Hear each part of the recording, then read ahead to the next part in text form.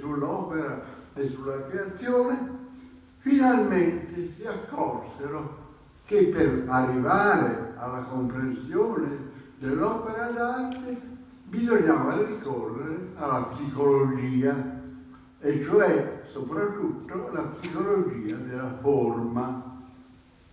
Questo cosa vuol dire? Che per capire l'arte prima di tutto ci vuole la percezione.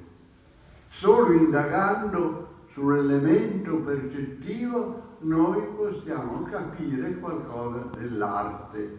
Quindi inutile speculare pseudofilosoficamente tirando in ballo Heidegger o Hegel o qualsiasi altro filosofo. Quello che conta è l'uomo di fronte all'opera, l'artista di fronte alla sua immaginazione, sempre attraverso quella particolare qualità dell'uomo che è la sua percezione. In tedesco Wahrnehmung, dunque prendere la verità dei propri sensi.